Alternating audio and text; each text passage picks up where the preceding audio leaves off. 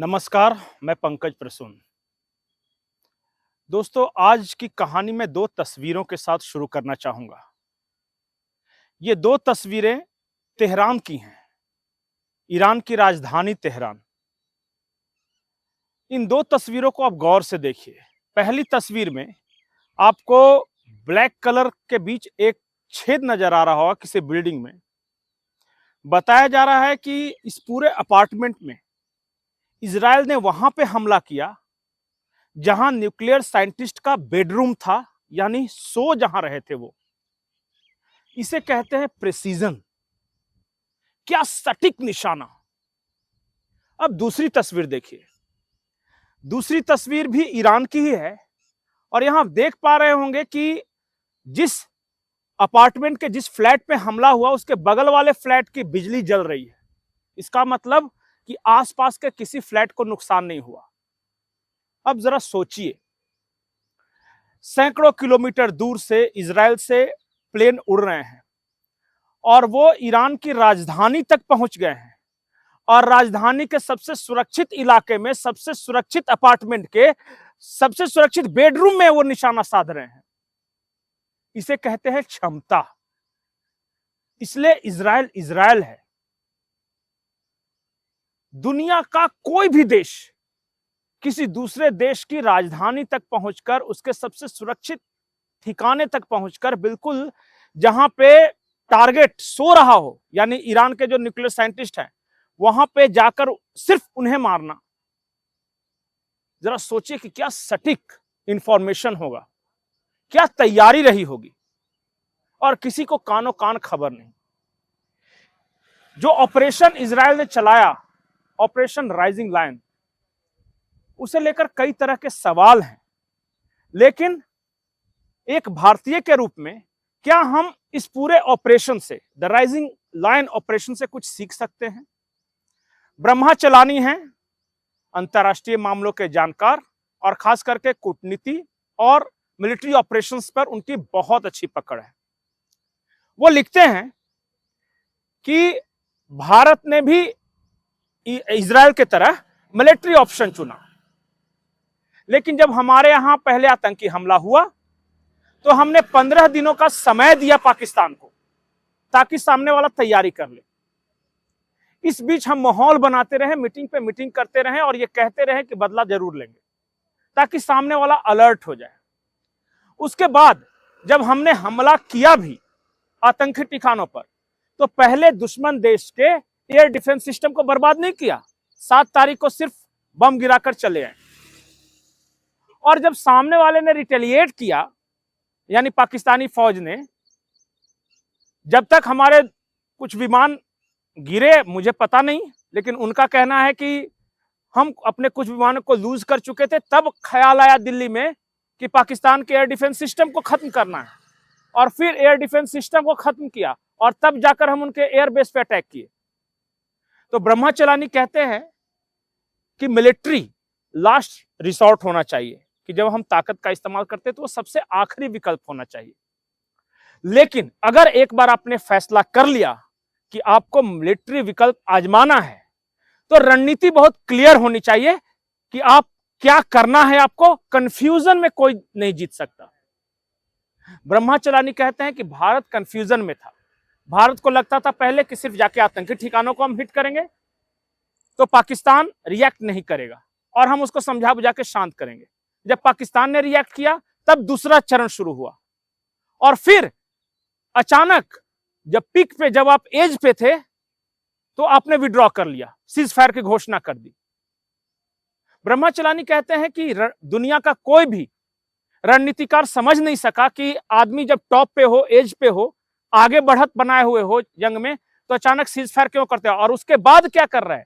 Narrative बनाने के लिए दुनिया भर में रिप्रेजेंटेटिव भेज रहे हैं।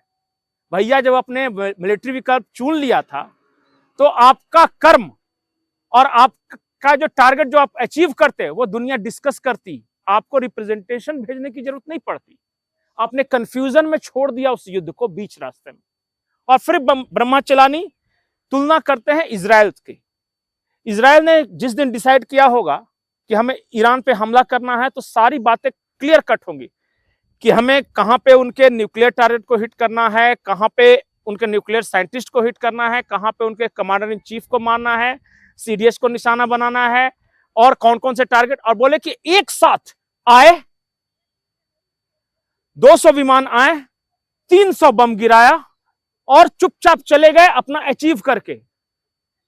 अब इजराइल को रिप्रेजेंटेशन भेजने की जरूरत नहीं है, दुनिया में डेलीगेट्स भेजने की जरूरत नहीं है।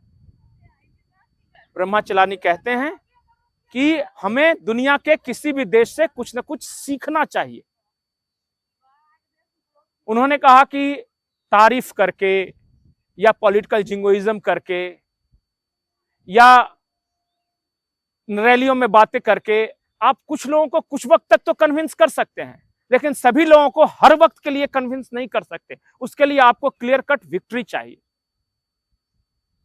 क्या भारत इजराइल के इस ऑपरेशन से आगे कुछ सीखेगा, या फिर अगर ऐसा कुछ हुआ तो पहले वार्निंग देगा, उसके बाद आतंकी टारगेट हिट करेगा, और फिर रिटेलिएशन हुआ तब एयर डिफेंस सिस्टम तबाह करेगा, और उसके बाद जब ड्रोन्स आने शुरू होंगे तब एयर बेस करेगा, और ये ग्रेजुअल प्रोसेस में चलते चलते अचानक सीज फायर कर लेगा?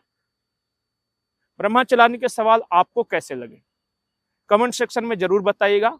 मैंने आज जो भी बताया इसमें से मेरा कुछ नहीं है, जो एक्सपर्ट्स हैं उनके ट्वीट जो उन्होंने किया है उसके आधार पे मैं कह रहा हूं, या फिर जो तस्वीरें ईरान से आई हैं उसके आधार पे कह रहा हूं कितना प्रिसाइज अटैक था, और इसकी तारीफ होनी चाहिए। आपकी क्या राय है इस पूरे मसले पर? अपनी राय कमेंट सेक्शन में जरूर लिखें। नमस्कार। हम इजराइल को रियासत नहीं मानते। हम नहीं मानते ना जी। हाँ। वो जिन्होंने माना हुआ उनके लिए अर्ज कर रहे हैं, मगर हमारे लिए पाकिस्तान के लिए रियासत नहीं हमारे लिए तो रियासत है ही नहीं ना जी। हम तो उसको तस्लीम हमारे लिए दहशतगर्दी है। बिल्कुल। मैं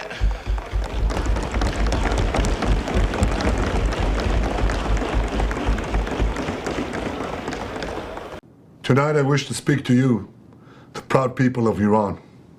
We're in the midst of one of the greatest military operations in history, Operation Rising Lion. The Islamic regime, which has oppressed you for nearly 50 years, threatens to destroy my country, the State of Israel. The objective of Israel's military operation is to remove this threat, both the nuclear threat and the ballistic missile threat to Israel. And as we achieve our objectives, we're also clearing the path for you to achieve your objective, which is freedom. In the past 24 hours, we've taken out top military commanders, senior nuclear scientists, the Islamic regime's most significant enrichment facility, and a large portion of its ballistic missile arsenal. More is on the way. The regime doesn't know what hit them. They don't know what will hit them. The nation of Iran and the nation of Israel have been true friends since the days of Cyrus the Great. And the time has come for you to unite around your flag and your historic legacy by standing up for your freedom from an evil and oppressive regime. It has never been weaker. This is your opportunity to stand up and let your voices be heard. Woman, life, freedom.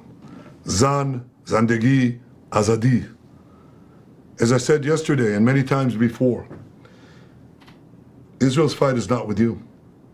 It's not with you, the brave people of Iran whom we respect and admire. Our fight is with our common enemy, a murderous regime that both oppresses you and impoverishes you. Brave people of Iran, your light will defeat the darkness. I'm with you.